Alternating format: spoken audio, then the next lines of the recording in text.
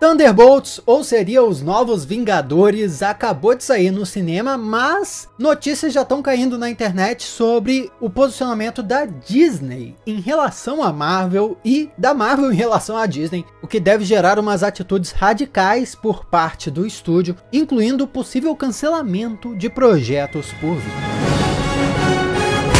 Olá, como vai? Tudo bem? Eu sou o Miguel Loquia e vamos mergulhar no que interessa. Thunderbolts está sendo um baita sucesso de público, com muitas pessoas, eu inclusive, feliz porque a Marvel está recuperando aquela noção de histórias bem feitas e conectadas, e deu para sentir muito isso em Thunderbolts, ou seria Novos Vingadores. Mas então, meio do nada, o Wall Street Journal, que é mega conhecido, né, lança essa matéria. Tradução do Google: a Disney queria mais da Marvel, agora quer menos. Vamos ver direitinho do que eles estão falando aqui. O chefe da Marvel Studios disse recentemente aos colegas que assistir a todos os novos filmes e programas de TV da gigante dos quadrinhos começou a parecer mais uma lição de casa do que entretenimento. Esse comentário do Kevin Feige já é bem emblemático, né? Se até o cabeção da Marvel acha que tá com série demais, produção demais, que você precisa ver coisa demais para entender a Marvel, e já tá um saco. O problema, reconheceu Kevin Feige, é que em um esforço para satisfazer a fome da empresa mãe, a Disney, que é dona da Marvel, por conteúdo em seu novo serviço de streaming, o estúdio por trás de Os Vingadores produziu muitos filmes e programas,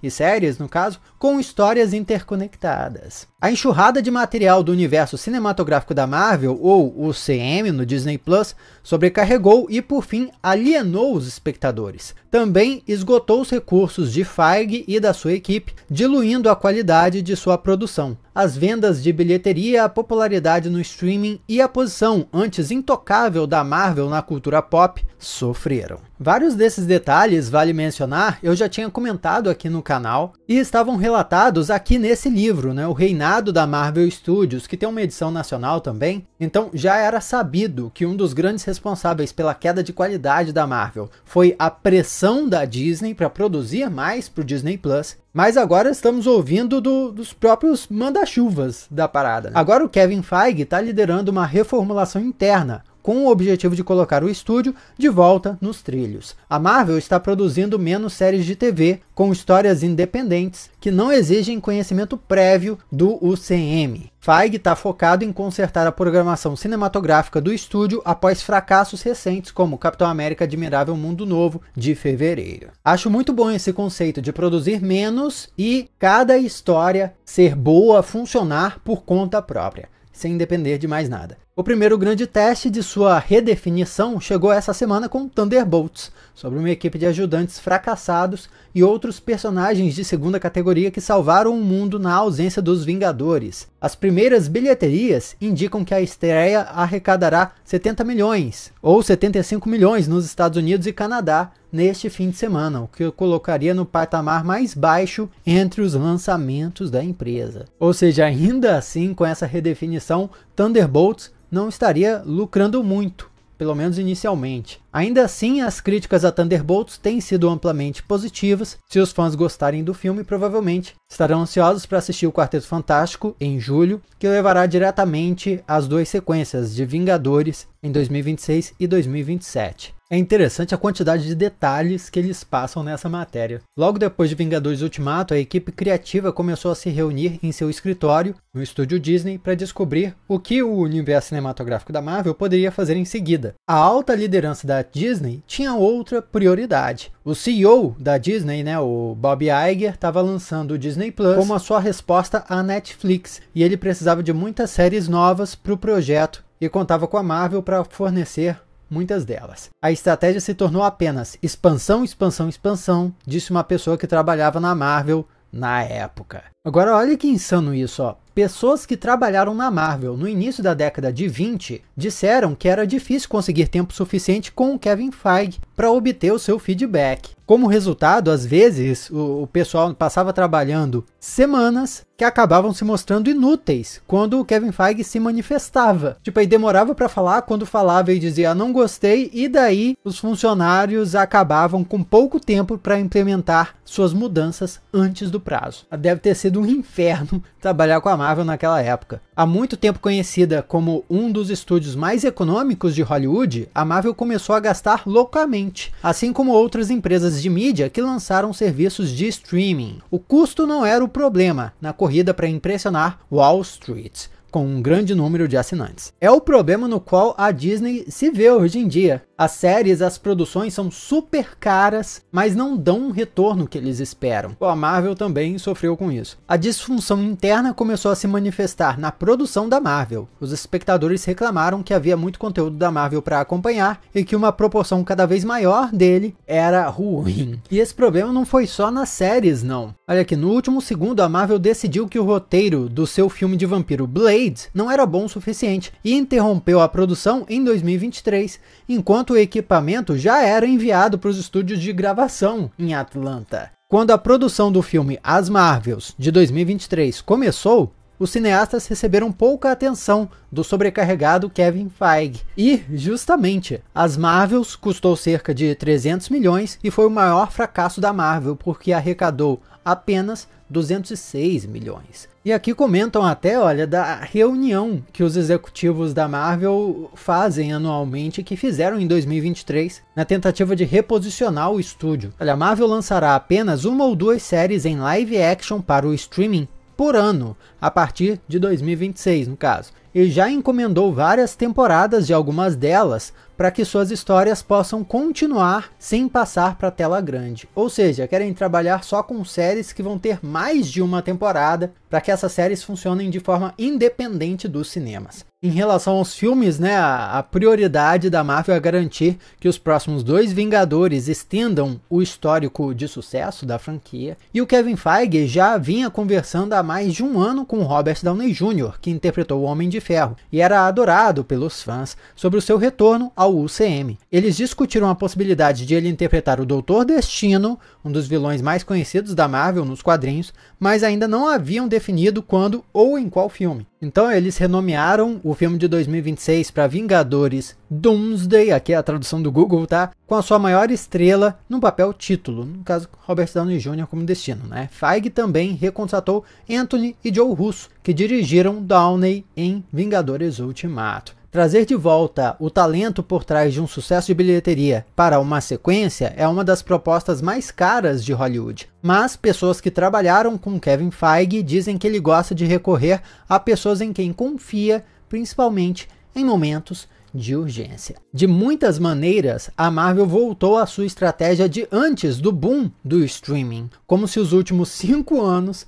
tivessem sido só um pesadelo. Sabe aquele papo, a Marvel voltou, parece que dessa vez é real. Inclusive agora a gente pode dar uma olhada para o que foi a fase 4 e fase 5 e perceber o que foi um erro gigante e o que foi um acerto. Já que agora a Disney não quer mais a Marvel do jeito que era e a Marvel muito menos quer continuar daquele jeito. Já dá para começar com o seu like. Sério, deixa o joinha aí, o gostei nesse vídeo para fortalecer. Isso ajuda demais o canal. E se quer acompanhar as próximas novidades aqui com a gente, é só se inscrever no canal. Adoraria a sua companhia aqui como parte da família Loquia. Beijo lá. Vamos dar uma olhada nessa lista aqui daquele jeito, né? Eu organizei aqui o que foi a fase 4 com os filmes aqui em ordem, e as séries, os especiais também, e depois a fase 5, com também os seus filmes e as suas séries. E a gente consegue perceber que tem muita coisa fora de lugar aqui.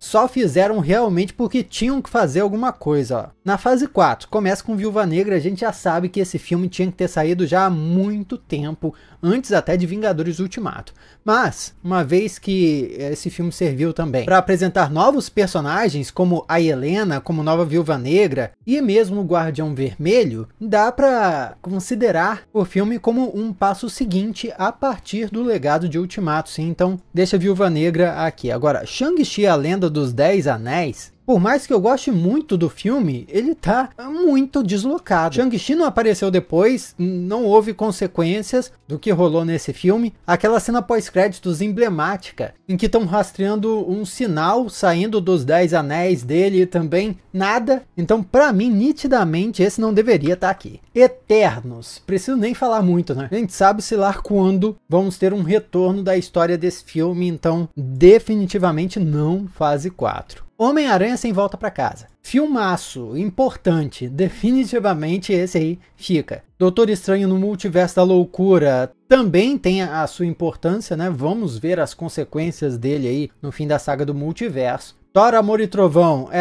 eu sei que esse filme, mas ok, faz sentido ele ter saído. E o Wakanda pra Sempre, mesma coisa. Então quando a gente repara isso aqui, nós vemos que são meio que filmes de legado, né? Pô, são filmes consequência de Ultimato. E eu acho que eu adicionaria mais um filme aqui que saiu na fase 5. Guardiões da Galáxia Volume 3. Pô, se encaixaria aqui como uma luva. Então a gente veria a fase 4 como uma fase de filmes e de histórias que lidam direto com consequências de Ultimato. Nas séries, temos WandaVision, que foi excelente, também lida com consequências. Falcão e Soldado Invernal, aqui tá uma mudança radical. Eu acho que Falcão e Soldado Invernal tinha que ter sido um filme, pô. Aqui, ó, na lista de filmes. Pô, toda aquela história do John Walker como um Capitão América substituto. O Sam Wilson junto com o Bucky, hesitante em aceitar o legado do Capitão América. Aparece a Dora Milaje. O Barão Zemo faz parte da história. Esse é o filme que tinha que sair. Tem uma história até melhor que Capitão América, Admirável Mundo Novo. E eu tenho certeza que seria uma melhor introdução